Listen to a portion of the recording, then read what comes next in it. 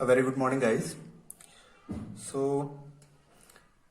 after a long time, हम लोग फिर से स्टार्ट करते हैं। आई होप आप लोगों का वैकेशन अच्छा रहा होगा और आप लोग ठीक ठाक होंगे सभी लोग। ठीक है, तो अपनी प्रिपरेशन कंटिन्यूसली बनाए रखें और थोड़ा अपना हेल्थ का भी ध्यान दें। तो स्टार्ट करते हैं आज का टॉपिक, पोटेंशियल मीटर। बेसिकली जो वर्ड है पोटेंशियोमीटर, अगर आप इसको ध्यान से देखें तो ये दो वर्ड से मिलकर बना हुआ है। एक है पोटेंशियल और सेकंड वर्ड है मीटर। तो मीटर वर्ड का जो मतलब है वो है मीजर करना, यानी कि एक ऐसी डिवाइस जिसका यूज क्या है, किसी भी सेल के पोटेंशियल को मेजर करना है या कहीं पर भी पोटेंशियल को मेजर करना, दो पॉइंट्स के बीच में पोटेंशियल डिफरेंस को मेजर करना। ठीक है, तो एक ऐसी डिवाइस जिसका यूज किया जाता है दो पॉइंट्स के बीच में पोटेंशियल डिफरेंस को मेजर करने के लिए, वो क्या है, पोटेंशियोमीटर है। अब यहाँ पे पोटेंशियोमीटर की हम स्टेप वाइज इसके कंस्ट्रक्शन वगैरह को देखेंगे। तो सबसे पहले हम इसका वर्किंग प्रिंसिपल देख लेते हैं कि वर्किंग प्रिंसिपल क्या है इसका। वर्किंग प्रिंसिपल आप देखिए, जैसे सपोज कीजिए हमारे पास कोई वायर है, ए बी, इसके दो एंड हैं, और मान लीजिए इस वायर की जो लेंथ है वो एल है, इस वायर में जो करंट फ्लो हो रही है वो आई करंट फ्लो हो रही है, और इस वायर का रेजिस्टेंस आर, इसके लिए जो रेजिस्टिविटी है वो है रो, और इसका क्रॉस सेक्शनल एरिया है ए। इतने सारे पैरामीटर मुझे गिवन है। ठीक है, तो अगर मैं यहाँ पे ओम्स लॉ को अप्लाई करूं तो हमारे पास ओम्स लॉ के हिसाब से क्या आ जाएगा, वी ए बी, यानी कि potential difference between the two ends of the wire is directly proportional to the current through it and it will be I R. ठीक है, ये हो जाएगा। इसको मैं लिख लेता हूं इक्वेशन नंबर 1। लास्ट टाइम पे जब हम ओम्स लॉ के साथ डील कर रहे थे तो वहां पे हमने देखा था कि रेजिस्टेंस के लिए एक एक्सप्रेशन आता है, R is equal to rho L over A, और इसे मैं कह देता हूं इक्वेशन नंबर 2। अगर मैं यहां पे आर को रिप्लेस करूं इक्वेशन नंबर 1 में इक्वेशन नंबर 2 से, तो हमारे पास आ जाएगा V A B is equal to I rho L over A. ठीक है, तो ये क्या हो जाएगा, इक्वेशन नंबर 3। अब यहां पे इस इक्वेशन में अगर ध्यान से देखिए, अगर मैं ये कहता कि हमारे पास जो वायर दे रखी है इसकी जो लेंथ है वो वेरिएबल है, यानी कि हम इस वायर की लेंथ को वेरी कर सकते हैं। इसका मतलब क्या है कि अगर मैं यहाँ पे L1 लेंथ लेता तो मेरे पास ये हो जाता B A B is equal to I rho L1 over A. और उसी तरीके से अगर मैं same parameter but length different हो, अगर एक ऐसी वायर दूसरी लेता और इसके लिए मैं लिखता ए डैश बी डैश और इसकी लेंथ होता है L2, तो इसके लिए क्या हो जाता, V A dash B dash is equal to I rho L2 over A. इसका मतलब क्या है कि जो हमारे पास पोटेंशियल डिफरेंस है वायर के दो एंड्स के बीच में, वो उसकी लेंथ पे डिपेंड कर रहा है।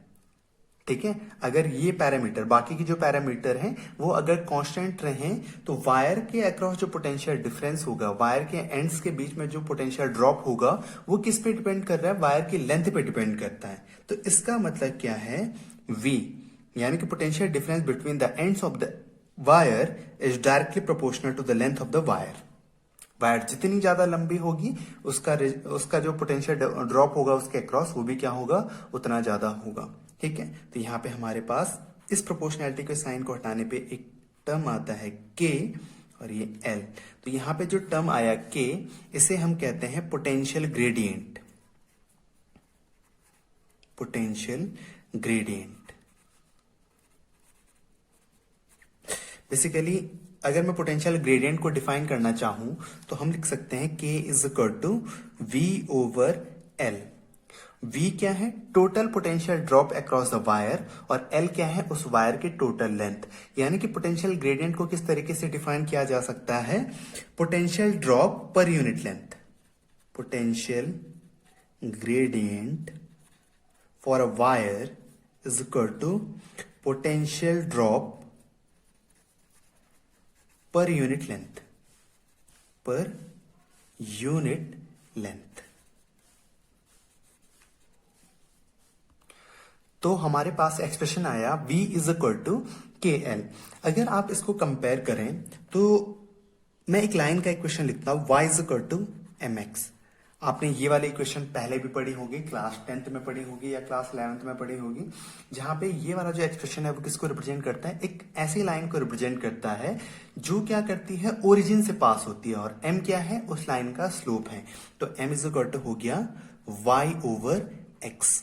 अगर मैं इन दोनों इक्वेशन को कंपेयर करूं तो यहां से लिखा जा सकता है k is equal to v over l, ठीक है। और अगर मैं इस तरीके से y एक्सिस पर, यानी कि y की जगह v को एज्यूम करूं और x की जगह l को एज्यूम करूं, तो हमारे पास इस ग्राफ में जो स्लोप आएगा, इस इक्वेशन के करस्पॉन्डिंग जो लाइन आएगी, इस लाइन का जो स्लोप होगा वो किसको रिप्रेजेंट करेगा, पोटेंशियल ग्रेडियंट को रिप्रेजेंट करेगा, ठीक है। ये किसको रिप्रेजेंट करेगा, पोटेंशियल ग्रेडियंट को रिप्रेजेंट करेगा, यानी कि slope of the curve VL curve represents the potential gradient for the wire. अब आपका क्वेश्चन हो सकता है कि सर हमारे पास जब पोटेंशियल को मेजर करने के लिए वोल्ट मीटर है तो तब हमें पोटेंशियोमीटर की जरूरत क्या है, ठीक है। तो इस क्वेश्चन का आंसर आपको तब मिलेगा जब आप थोड़ा सा इसका कंस्ट्रक्शन देखेंगे और इसकी वर्किंग देख लेंगे कि किस तरीके से काम करता है, ठीक है। तो अब हम बात करते हैं इसके कंस्ट्रक्शन की। तो हमारे पास ये वाला जो पोटेंशियोमीटर वाला जो सेटअप है, ये हमारे पास प्रैक्टिकल में भी है, तो इस वजह से थोड़ा इसको ध्यान से समझना, ठीक है। तो ये हमारे पास एक वुडन ब्लॉक है, एक लकड़ी की फट्टी है, ठीक है। इस लकड़ी के उस पे क्या रहता है, स्ट्रिप पे क्या रहता है, यहाँ पे कुछ मेटेलिक स्ट्रिप्स होंगी। तो यहाँ पे एक मेटेलिक स्ट्रिप यहाँ पे होगी, एक मेटेलिक स्ट्रिप यहाँ पे, और फिर एक इस तरीके से। ये 3 मेटेलिक स्ट्रिप हैं और 2 मेटेलिक स्ट्रिप यहाँ पे लगी होती।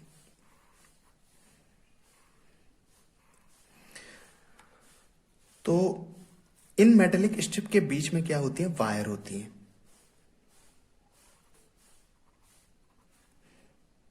तो इस तरीके से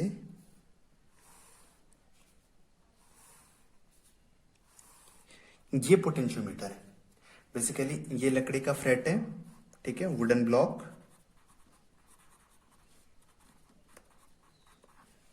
और ये जो बनाए गए हैं ये क्या है, मेटेलिक स्ट्रिप है, और ये जो वायर है ये क्या है, कंडक्टिंग वायर या कॉन्स्टेंटन या मैग्नीन वायर होते हैं। बेसिकली ये मैग्नीन और कॉन्स्टेंटन वायर, ठीक है। बस इतना सा इसका कंस्ट्रक्शन होता है, ठीक है। अब इसकी हम वर्किंग देख लेते हैं।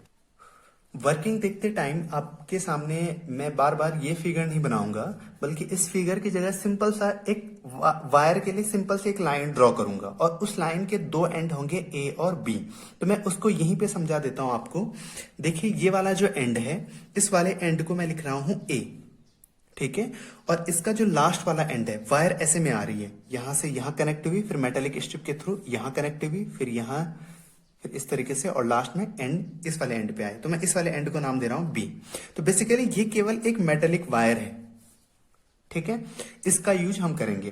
तो मैं जब आगे वर्किंग बताऊंगा तो वर्किंग बताते टाइम मैं पूरा सेटअप नहीं बनाऊंगा, बल्कि केवल ए बी वायर को रिप्रेजेंट करूंगा। तो वहां पे वो किसको रिप्रेजेंट करेगा, पोटेंशियोमीटर की वायर जो होगी उसको रिप्रेजेंट करेगा।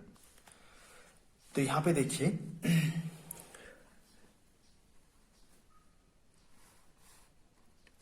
ये एंड ए, ये एंड बी, सिंपल सा हमारा पोटेंशियोमीटर बन गया। ये पोटेंशियोमीटर की वायर को रिप्रेजेंट कर रहा है, ठीक है। अब यहाँ पे जो पोटेंशियोमीटर के यूजेस हैं उसके हिसाब से हम क्या करेंगे, फिगर बनाएंगे। तो पहले हम इसका प्राइमरी सर्किट देख लेते हैं। एक ऐसा सर्किट होता है जो हर एप्लीकेशन में यूज होता है, ठीक है। तो यहाँ पे हमारे पास एंड ए के साथ एक बैटरी कनेक्ट करेंगे, इस तरीके से, ठीक है। तो मान लीजिए इस बैटरी का ईएमएफ है ई और इसका इंटरनल रेजिस्टेंस है आर, ठीक है। तो इस कंडीशन में हमारे पास ये क्या आ गया, पोटेंशियोमीटर का ये वाला जो सर्किट कहलाता है, ये कहलाता है प्राइमरी सर्किट। और ये वाला सर्किट आपको हर एप्लीकेशन में दिखाई देगा, ठीक है। अब एक चीज का ध्यान रखना, जब हम न्यूमेरिकल्स कर रहे हैं तो मैं यहाँ पे इसका केवल यही वाला पार्ट बनाऊंगा। रियलिटी में जब आप लैब में देखोगे तो यहाँ पे ये जो सर्किट होता है वो इतना छोटा नहीं होता, यहाँ पर कुछ और कंपोनेंट भी जुड़ते हैं, जैसे रियोस्टेट हो गया, आपका की होगी, तो ये सारी चीजें भी जुड़ती हैं। लेकिन इसका न्यूमेरिकल करते टाइम इतना यूज होता नहीं है, इस वजह से हम क्या करते हैं, इसको रिड्यूस फॉर्म में ही यूज करते हैं। अब देखिए बेसिकली कुछ क्वेश्चन कैसे आते हैं आपके पास। मान लीजिए अगर मैं आपको कहूं कि इस वायर की जो लेंथ है वो है 10 मीटर, ठीक है, और यहां पे हमारे पास बैटरी दे रखी है 50 वोल्ट की, आगे बात समझ में, ठीक है, और इसका जो इंटरनल रेजिस्टेंस है मान लीजिए वो है 2 ओम, और हमारे पास जो वायर दे रखी है इसका रेजिस्टेंस भी मान लीजिए इसका रेजिस्टेंस है 8 ओम। आपसे ये पूछा गया calculate the potential gradient of the wire, the potential gradient of the wire. हमको के की वैल्यू कैलकुलेट करनी है। तो किस तरीके से आप कैलकुलेट करेंगे, ध्यान रखना, कहीं पर आपके पास जो बैटरी इंट्रोड्यूस होगी प्राइमरी सर्किट में, हो सकता है उसका इंटरनल रेजिस्टेंस नेग्लिजिबल हो, या किसी टाइम क्या होता है वो इंटरनल रेजिस्टेंस को भी काउंट करता है। तो हमने यहाँ पे एक ऐसा फिगर बनाया जिसमें हमने इंटरनल रेजिस्टेंस को भी काउंट किया है, तो ये फिगर सबसे बेस्ट है, ठीक है। ऐसे क्वेश्चन अगर आप कर लेते हैं तो आपके पास वो वाले क्वेश्चन भी आसानी से हो जाएंगे जिसमें इंटरनल रेजिस्टेंस को रिमूव किया जाता है।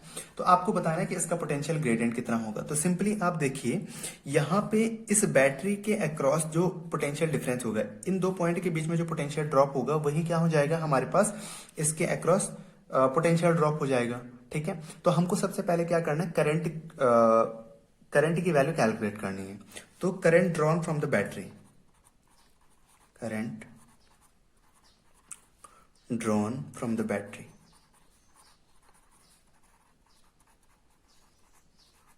अगर आप इसको कैलकुलेट करेंगे तो यहां पे देखिए इस वाले सर्किट को मैं कुछ इस तरीके से भी बना सकता था।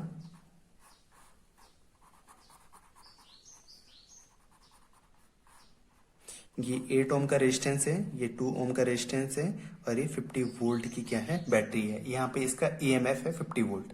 तो आपको ये बताना है कि अब हमारे पास यहाँ पे जो वायर है इसके अक्रॉस पोटेंशियल ड्रॉप कितना हो रहा है, ठीक है। तो पोटेंशियल ड्रॉप कैलकुलेट करने के लिए हमको सबसे पहले क्या करनी है, करंट कैलकुलेट करनी है। तो यहाँ पे देखिए ये 8 ओम का रेजिस्टेंस और ये 2 ओम का रेजिस्टेंस सीरीज में है, तो टोटल रेजिस्टेंस कितना हो गया, R net, that is the 10 ohm, और हमारे पास ईएमएफ कितना है, 50 वोल्ट। तो हमारे पास यहाँ पे जो करंट की वैल्यू होगी वो कितनी आ जाएगी, आई इज इक्वल टू हो जाएगा ई ओवर आर नेट। तो ई है हमारे पास 50 वोल्ट, आर नेट हमारे पास 10, आई की वैल्यू आ जाएगी 5 एम्पियर, ठीक है। अब आपको क्या करना है, सबसे पहले इसके अक्रॉस पोटेंशियल ड्रॉप देखना है। तो वायर के अक्रॉस, ठीक है, VAB कितना हो जाएगा, VAB यानी कि हमारे पास जो ये वायर है, पोटेंशियोमीटर की जो वायर है, इसके अक्रॉस पोटेंशियल ड्रॉप देखना है। तो इसके अक्रॉस पोटेंशियल ड्रॉप कितना हो जाएगा, VAB इज इक्वल टू हो जाएगा IRAB, और RAB हमारे पास दे रखा 8 ओम, तो ये हो जाएगा 5 मल्टीप्लाइड बाई 8 यानी कि 40 वोल्ट, ठीक है। तो वायर के अक्रॉस जो पोटेंशियल ड्रॉप होगा वो कितने का होगा, 40 वोल्ट का होगा। अब हम क्या करेंगे, जो पोटेंशियोमीटर का वर्किंग प्रिंसिपल है उसका यूज करेंगे। हम जानते हैं VAB इज इक्वल टू क्या होगा, KL, ठीक है। वायर के अक्रॉस जो पोटेंशियल ड्रॉप होगा वो लेंथ के डायरेक्टली प्रोपोर्शनल होगा, लेकिन VAB कितना है, 40, K की वैल्यू हमें कैलकुलेट करनी है, L की वैल्यू कितनी है, 10 मीटर है, तो K की वैल्यू कितनी हो जाएगी, 40/10 यानी कि 4 वोल्ट पर मीटर, और ये क्या हो जाएगा, वायर का पोटेंशियल ग्रेडियंट हो जाएगा।